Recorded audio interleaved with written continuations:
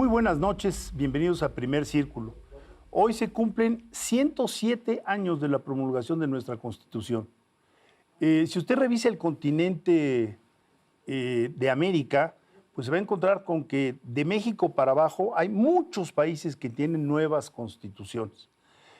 Algunas producto de la restauración de las democracias, por ejemplo, estoy pensando en Argentina, estoy pensando en el propio Chile, que está discutiendo una nueva constitución, y otros países.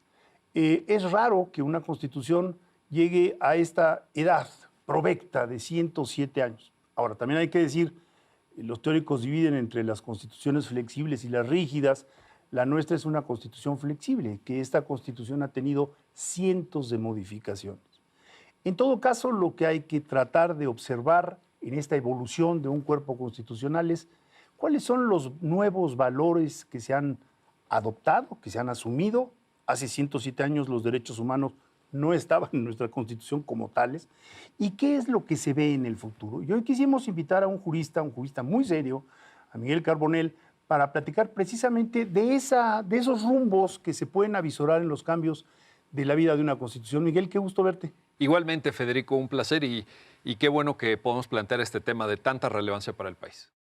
¿Por qué no empezamos, Miguel, con un punto que dijo Federico, me parece que es como uno de los quiebres, que es, en la Constitución del 17 hubo toda una discusión y al final acabamos con esta idea de garantías individuales. La idea de las garantías es, yo Estado te reconozco estas garantías, te las puedo limitar, te las puedo ampliar, pero es el Estado. A partir de las reformas de hace casi 10 años ya, se introdujo el concepto de derecho humano, que es algo que viene antes del propio Estado. Hay cosas que por el hecho de ser un individuo, una persona, tienes derecho a ello. Y eso genera pues, una nueva arquitectura necesariamente. Y hemos visto decisiones de la Suprema Corte, como el reconocer la constitucional del aborto, que es un cambio monumental para las mujeres a lo largo de todo el país, que parte de ahí. Que es así de significativo esa reforma, sí impone una serie de límites a cualquier otra reformas legales por ese principio fundamental. La verdad es que hubo un antes y un después en la comprensión, no solamente del origen y justificación o legitimidad del Estado en relación a los derechos humanos y a la protección de la dignidad humana, sino sobre todo en la forma en la que se han interpretado. El caso de derechos sexuales y reproductivos es muy significativo, tú mismo lo citabas, pero hay matrimonio igualitario, hay temas en general de no discriminación, de derechos de seguridad jurídica. Sí, minorías. Minoría, o sea, la verdad es que ha sido un cambio muy sustantivo para la vida de las personas y que se ha proyectado el derecho de familia, al derecho penal, al derecho laboral también. Ejemplos de ello, para que nuestro auditorio pueda entender el derecho de familia que ha cambiado gracias a esto. Pues fíjate, temas de que ahora te puedes divorciar sin tener que justificar o dar una razón por la cual te quieres divorciar. Simplemente dices, mira, este ya no es mi proyecto de vida, yo aquí ya no me siento cómodo, vámonos a lo que sigue, se disuelve. Pensiones para los niños. Pensión, y ahora pensión no solamente de alimentos, sino un concepto que la Corte ha desarrollado interesante, que es pensión compensatoria, donde ya ahora, para que nos entienda tu público, Carlos Federico, ya no importa si estás casado por separación de bienes o por sociedad conyugal, lo que se haya acumulado en la duración del matrimonio se reparte parejo. Reconocimiento de trabajo no remunerado en el hogar también, en fin, una serie de cosas. En materia penal, pues la presunción de inocencia. Bueno, la crítica a la detención de oficio. A la prisión preventiva oficiosa. La prisión preventiva oficiosa que se está ahora cuestionando. O sea. Y hay que decirlo, fue no solo un cambio muy importante desde el punto de vista de la estructura constitucional, sino fue también un cambio de cultura política, porque para muchos hablar de los derechos individuales era como una postura liberal, retrasada, y se logró sacar esa reforma por consenso, 2011. Que fue algo muy importante porque hubo un cambio de aproximación a la temática de los derechos humanos que, insisto, había grupos que decían, no, esa es una versión conservadora, es una versión, ¿por qué? Porque la Constitución de Estados Unidos, entre otras cosas, pues fue parida así, o sea, desde hace 2 siglos y medio. Entonces, creo que fue una batalla silente, no escandalosa, pero muy importante, ¿no? Muy importante para las personas. Al final del día, las constituciones sirvan en la medida en que mejoran la calidad de vida de las personas. Yo creo que el gran objetivo de tener una arquitectura constitucional, una institucionalidad donde haya separación de poderes, el reconocimiento de estos principios de dignidad humana, sirven para eso, para que las personas puedan desarrollar con libertad y sin ser discriminadas sus propios proyectos de vida. Ahora, y proyectos de vida plurales y heterodoxos incluso. Yo creo que abre esas grandes avenidas, pero siempre yo creo hemos vivido con esta tensión entre lo que queremos, nuestros grandes objetivos, y las capacidades reales del Estado de o generar las condiciones o incluso proveerles, digamos. En esta administración se profundizó, porque por ejemplo el derecho a la salud viene desde las reformas del 83, el derecho a la educación viene desde mucho antes, pero se agregaron nuevos derechos sociales muy puntuales, pensiones, por ejemplo, obligatorias, etcétera. Pero eso requiere que el Estado tenga capacidades reales para proveer, regresando al derecho a la salud, que aquí se definió de otra forma ya, y ahí es donde yo creo que tenemos un déficit. ¿Cómo hacemos compatible esas ofertas con las capacidades para llevarle al ciudadano esos principios de verdad? Yo creo que ya hay que ser muy cuidadosos, Carlos. A mí me gusta diferenciar entre lo que puede ser una declaración de derechos como se han conocido en el constitucionalismo contemporáneo y lo que es una política pública. La política pública tiene su propio espacio dentro del quehacer estatal y debe de responder a coyunturas políticas también para que la orientación ideológica de un gobierno tenga margen. Hay políticas públicas pues, más de izquierda, más de centro, más de derecha, y creo que es legítimo que una expresión electoral encuentre eco en el diseño e implementación de esas políticas públicas. El problema es que cuando tú lo pones en la Constitución, ese margen se cierra. Hay una expresión muy bonita de un jurista italiano, Gustavo Zagrebelsky, que dice, cuidado con que la Constitución no asfixie a la democracia. Sí, qué bueno. Fíjate, y yo creo que ese margen se tiene que dar. Cuando tú incorporas políticas públicas, estás también condicionando el ejercicio de recursos presupuestales. Bueno, eso es lo que el presidente diría con los órganos autónomos. Están asfixiando una decisión democrática de no tener esas barreras a la política pública en materia de competencia, telecomunicaciones, lo que sea. No, yo creo que ahí hay una confusión. ¿Por Aquí qué? sí hay que ser muy claros. A ver, los órganos autónomos en México son una conquista democrática, enriquecen la democracia. La democracia no se agota, no se resume en procesos electorales, que ciertamente son importantes, pero no lo son todo. Y desde luego, si queremos democracias sustantivas, democracias de contenidos, esos órganos lo enriquecen mucho. ¿Por qué? Enriquecen la transparencia y la rendición de cuentas, INAI. Enriquecen la propia calidad del desarrollo de procesos electorales, INE. Enriquecen la política económica y el control de la inflación, la defensa del poder adquisitivo de las divisas mexicanas, Banco de México. Enriquecen la tutela y protección de la dignidad humana, CNDH. Bueno. Le dan un poquito de imparcialidad a la Procuración de Justicia, Fiscalía General de la República. O sea, ¿qué democracia, Carlos? Pero los órganos, digamos, económicos, que en la visión del presidente limitan la política pública en materia de competencia, telecomunicaciones, etcétera, ¿qué derechos están defendiendo? No. A ver, derechos de audiencias, fomento de la libertad de prensa, de la libertad de expresión, pluralismo mediático. Claro. A ver, una democracia también necesita una correspondencia económica que permita eso que les decía hace un rato, de que todas las personas puedan desarrollar sus planes de vida. Yo creo que el hecho de que haya criterios técnicos de conducción de la economía de un país, como en los órganos autónomos, junto con criterios políticos de política económica, que pueden venir de una Secretaría de Hacienda, a mí me parece muy bien. Que haya una autoridad que trabaje para que en un país como México pues no haya tantos monopolios, que también ahí yo creo que tenemos mucho por avanzar, O sea, todavía nos falta, pero la idea me parece que es absolutamente pertinente y legítima. Lo que hay que hacer es defender estos órganos autónomos y profundizar sus capacidades. Claro. Exigir también que trabaje bien. Sí, por ejemplo, ustedes imagínense lo que sería Estados Unidos si no tuvieran una comisión antimonopolios. O sea, parte de las garantías para el consumidor, de que vas a recibir los bienes al precio adecuado y de que no te van a no te van a, de alguna manera, agarrar en una trampa, es precisamente la vigilancia de estos órganos, ¿no? Entonces, COFECE es un órgano. Ahora, ¿por qué esta discusión de que todo tiene que ser votado? Pues vamos a terminar votando a los directores de los hospitales, ¿no? Han propuesto votar a los jueces, bueno, sí, imagínate. Ahora, Estados Unidos es un caso bien interesante porque esos órganos, incluido el procurador, el jefe del Departamento de Justicia, no son autónomos constitucionalmente. Eso es verdad. Pero tienen una arquitectura legal que como que les genera unas obligaciones aún en contra del mandato político. Explícame eso, porque nunca lo he entendido. Es que en Estados Unidos, ustedes saben, la Constitución norteamericana, la Carta de Filadelfia de septiembre de 1787, la verdad es que ha sido poco modificada. Y por tanto, pues es muy difícil que en el proceso político americano se puedan incorporar que de repente una idea, ¿no? Oye, vamos a elevar a rango constitucional el órgano encargado de combatir los movimientos. Mira, no se puede. El diseño que tienen allá, Carlos, como atinadamente lo señalas, es un diseño de agencia administrativa.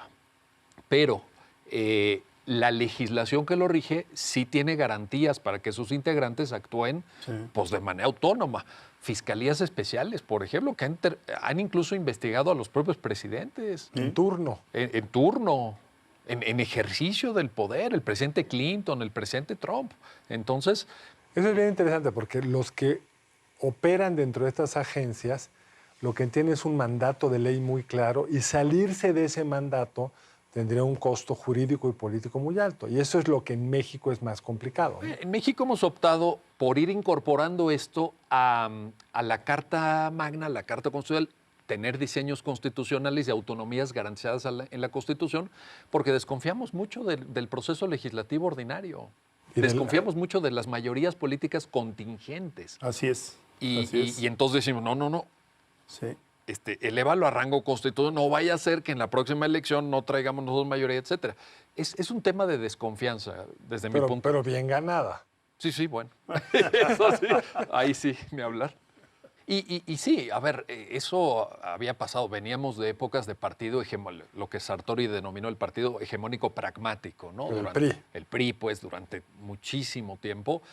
Y cuando hay una oposición que apenas tenía lugar, que iba creciendo y todo, pues quería garantías constitucionales, quería tener una cierta estabilidad en el marco de competencia electoral, y yo creo que era bastante justificado. Lo mismo hicimos con los órganos autónomos, pero yo diría en buena hora también. Porque fíjate, si ahorita no estuvieran en la Constitución esos órganos, un gobierno, vaya, el actual, ya ni se tendría que proponer este debate que viene ahora de la reforma constitucional y todo. Con su mayoría legislativa, hubiera arrasado.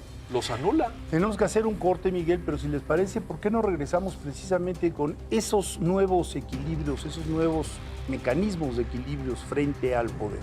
Estamos platicando con Miguel Carbonell, vamos a un corte y regresamos.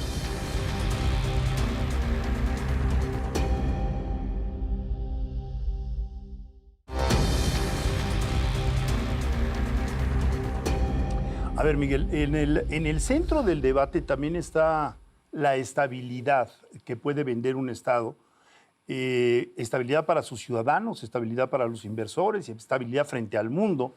Y esta estabilidad se construye a través de mecanismos muy curiosos. Si uno observa, por ejemplo, las formas de selección de candidatos en Estados Unidos, los caucus y las primarias, y después que el presidente va a ser de alguna manera electo por la simpatía o antipatía que logre en 7 entidades de la Unión, pues uno no lo entenderíamos. Pero lo que tampoco nos queda, digamos, claro en México es que sí hay candados en Estados Unidos y en parte de estos provienen del derecho consuetudinario, es decir, el peso de la Suprema Corte de Justicia, de esos pronunciamientos, de las cortes locales, que nosotros no tenemos, provocan un acotamiento sistemático en California, en Iowa o en donde sea. Y en Europa tienes a la Unión Europea, la Comunidad Europea, o sea, todas las democracias tienen esas contenciones porque la regla de la mayoría no es suficiente para gobernar. Y porque el progreso, la necesidad, digamos, número uno, para que haya bienestar, para que haya un proyecto económico, es el Estado de Derecho. Así no entren con números, aunque sí lo hay. también tenemos mediciones del Estado de Derecho. ¿Cómo ves tú en un futuro a México en esta necesidad de dar certidumbre jurídica?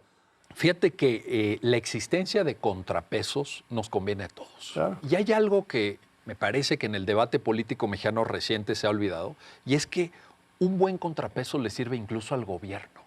¿Por qué? Porque es una señal de alerta. Claro. Cuando tú recibes una sentencia de la Corte Interamericana de Derechos Humanos que te dice, oye, estás violando el debido proceso, estás violando la presunción de inocencia, pues es una llamada de alerta para que lo hagas mejor.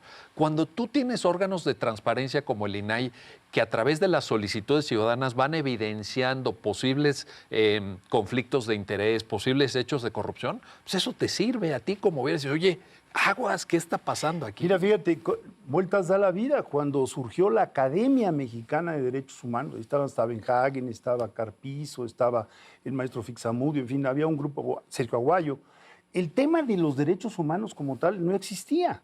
De ahí se derivó, de la Academia se derivó la propuesta de que la Dirección General de Derechos Humanos, que estaba en Gobernación, empezara a cobrar cierta independencia. Bueno, eso le ha ayudado al Estado mexicano muchísimo, porque las denuncias en derechos humanos, yo pasé por la comisión, antes eran inconcebibles. ¿A dónde ibas?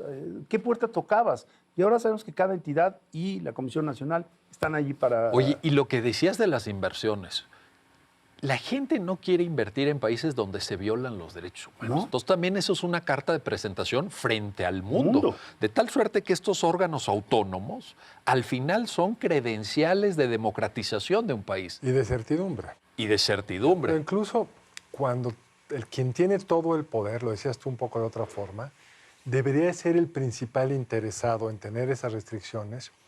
Cuando tienes todo el poder es muy fácil que te rodees de una serie de gentes que te dice que sí a todo.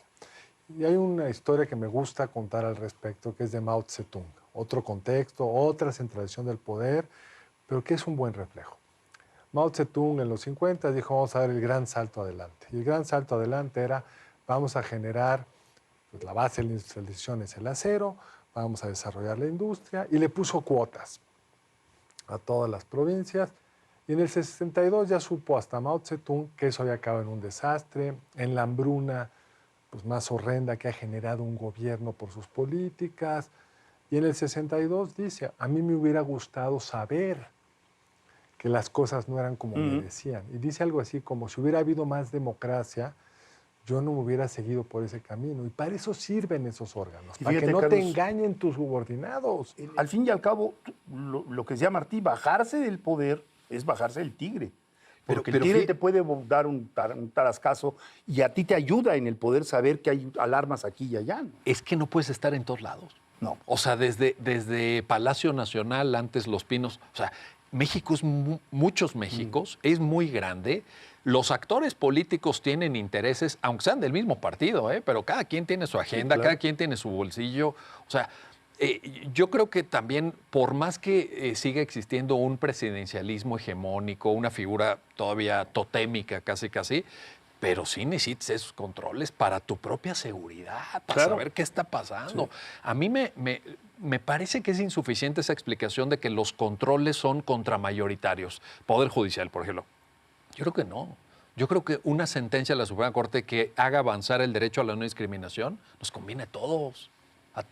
Que asegure las condiciones del debido proceso, nos conviene a todos, porque la vida da muchas vueltas. Dicen, no, hombre, eso les pasa a los de allá enfrente. Ay, cuidado. Fíjate lo que ocurrió con el ejército.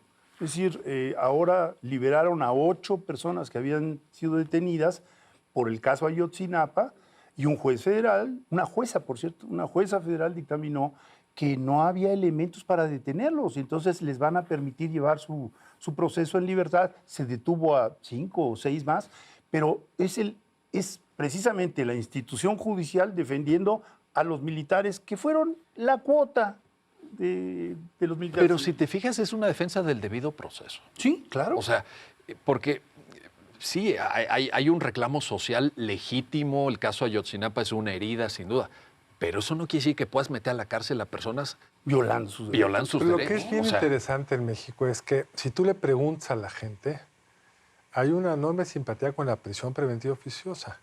En la opinión pública, esta actitud de el Poder Judicial está defendiendo criminales, no no predomina la idea del Poder Judicial está defendiendo el debido proceso, nos ha llevado a que socialmente sea aceptable tener me corregirás tú, 1 millón y no sé cuántos presos que no han sido sentenciados. Sí, el 43% de todas las personas presas en este país no ha recibido una sentencia que diga que son culpables de haber cometido un delito. Y algunos de ellos ya pasaron más tiempo en la cárcel de lo que hubieran pasado si los hubieran sentenciado, dada la pena que hubiera implicado esa sentencia. Es una brutalidad. Una brutalidad. Y no estamos enojados por ella porque pensamos que le va a pasar a otro. Al contrario, no solo no estamos enojados. En un estudio de impunidad cero muy reciente, de hace unos cuantos meses, lo que se ve, tú lo conoces, es una actitud punitiva, propunitiva.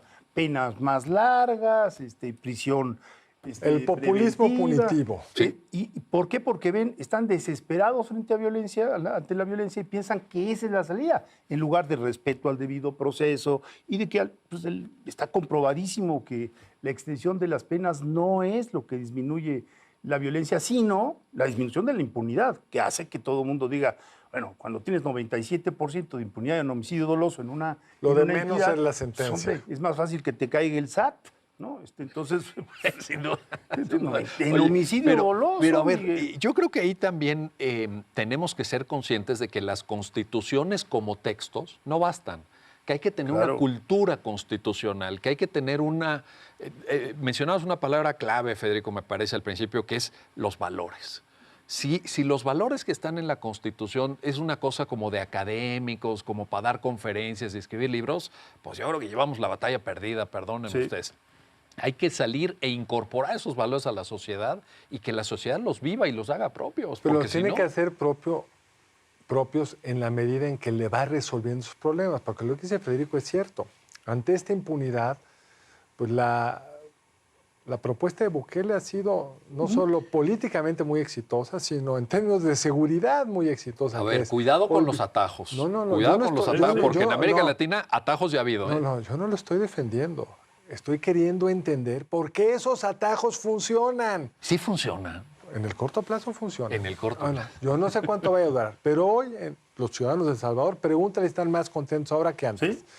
Ve los números, hay más o menos inseguridad en El Salvador que antes. Entonces, la política otra tampoco es que esté resolviendo las cosas. El no hacer nada es otro tipo de atajo. No, Pero, por ahí ejemplo, sí, ahí Bukele sí. sí vende que esta nueva certidumbre jurídica está atrayendo capitales y que la economía va muy bien. Y el candidato de MC la semana pasada dijo que habría que revisar la Por política eso, de Bukele. O pero sea, ¿por qué es vende muy bien. atractiva? Porque estamos en un impasse horrendo. A ver, pero Carlos, ¿tú preferías vivir en El Salvador que vivir en aquellos países del norte de Europa No, mi que querido tienen Miguel, condiciones de es una seguridad? pregunta Bueno, irrelevante. No, Por supuesto, a ver. prefiero vivir en Dinamarca, Pues que es el ahí país está. de moda. Pero es que pero la pregunta relevante es otra, Miguel. Los salvadoreños prefieren vivir en este Salvador que en el anterior, antes de acuerdo. que era Bukele. Esa es De la acuerdo. relevante. Los salvadoreños están regresando al Salvador gracias a la política de Bukele. Entiendo los riesgos. No me tienes que explicar que esto muchas veces no se sostiene, pero nos tenemos que hacer cargo que hoy la gente en El Salvador, después de décadas de impunidad total, están satisfechos con esto. La lógica del Estado constitucional es una lógica de institucionalización del poder, no de personificación del poder. Precisamente cuando tú a un régimen o a una política pública que puede ser efectiva le llamas la política de Bukele, ya de entrada me genera Sí, mucha sospecha. sí. ¿Por qué no? Mi estimado Miguel, por supuesto que estoy contigo, pero Sí, sí, tenemos lo sé, que pero- resolver el hecho de que en El Salvador, hasta que llegó este personaje, las mamás sufrían cada vez que sus hijas salían a la calle. Es que el ejemplo que tú que dices es muy cierto. A ver, si la alternativa es no hacer nada, como pasa infortunadamente en México con estos actos de impunidad, pues yo te diría, híjole, hasta una estrategia de populismo punitivo, pues casi es mejor, ¿no? Para alentar la esperanza, lo que sea. Pero ¿qué no se puede hacer un trabajo bien hecho, Pero eso es lo que con no hemos- fiscalías profesionales, Por con supuesto. policías A bien ver, equipados? Miguel, tú participaste en toda la discusión de las fiscalías autónomas. Sí, sí. Parecían que era el gran instrumento No, para resolver eso. No sé si me arrepiento ahora, pero... Por eso, ese es mi punto. No lo sé. Ese es mi punto. Esas discusiones desde la academia que se veían muy sí, armadas, las dimos esa batalla. la ganaron. Sí. Y no sé si fue bueno haberla ganado. La ganamos nosotros, no sé si la perdió el país. Exacto. Pero es que también nos vamos quedando, a ver, estamos manoseando muchos instrumentos, porque si me preguntas, bueno, y después de la Fiscalía Autónoma, ¿qué hay? Pues quién sabe, yo siento que hay que mantenerse hasta llevar a las últimas, como cuando empezaron las críticas contra el sistema penal acusatorio, A ver, contra los pero juicios orales. una cosa es el diseño institucional que puede haber, que desde mi punto de vista está bastante bien logrado y que además se basa en derecho comparado. Tampoco es que Sí, se nos sí. hubiera ocurrido a nosotros. Nada. Y otra cosa es que los titulares que están a cargo de materializar la actuación de una dependencia, pues estén en una lógica casi Y también es de dinamitar. Tú decías CNDH. A ver, si tú me preguntas, oye, ¿qué prefieres? ¿Que exista la CNDH o que no? Yo te diría que sí. Que exista así como está ahora, yo te diría, ¿para qué? ¿Para qué? Curiosamente es de las que no quieren desaparecer. De las que hay, yo te diría, si hiciéramos una revisión y un diagnóstico de eficacia, oye, la CNDH hoy la CNDH sería la primera que dijeras, oye, espérame, vamos a ahorrarnos esos 1.400 millones de pesos que nos cuesta cada año, porque realmente, así que como decía el clásico, ni se ve ni se oye. O sea, casi, no habría diferencia si la desaparece. O sea, yo ahí sí te diría, por ejemplo, Banco de México, me parece que tiene un protagonismo, Lo que interesante está es que Banco aportando. de México, todo el mundo está de acuerdo con ello, hay que Todo decirlo. mundo. La candidata Sheinbaum ya también lo defendió y qué bueno. Pero, digamos, el corte complejo es justo cuando un diseño institucional que puede ser el adecuado en términos de política comparada resulta ineficaz, pues por las circunstancias políticas que llevaron a X o Y titular en el caso de la Comisión de Derechos Humanos, y ves del otro lado que llega el Superman, Bukele, y el Superman resuelve. Claro que desde el punto de vista político-social, pues se vuelve muy interesante si encontramos al Bukele, al Superman, pues que él nos resuelva los problemas. Yo sé que luego viene lo otro, que el riesgo de la dictadura y de la destrucción de todo lo que permite vivir en sociedad viene después. Lo que tenemos que estar resolviendo es cómo hoy evitar esos buqueles. Señores, con políticas lamento constitucionales decirles adecuadas. que tenemos que interrumpir el programa. Ustedes comprenderán que Bukele? nos podríamos... Alguien tiene que poner orden aquí. No, de Ahí está el verdad. Superman. Ahí está el Superman. Ahí llegó Superman. No, bueno, atendiendo aquí al Flor que nos está indicando que debemos de cortar el programa. Como ven ustedes, es apasionante. Prométenos que regresas pronto a seguir con estos temas, aunque no sea 5 de febrero. Cuando ¿no? gusten y manden, claro que sí. Y de verdad, mil gracias. Nos vemos la próxima aquí en Primer Círculo. Buenas noches, nos vemos el lunes central.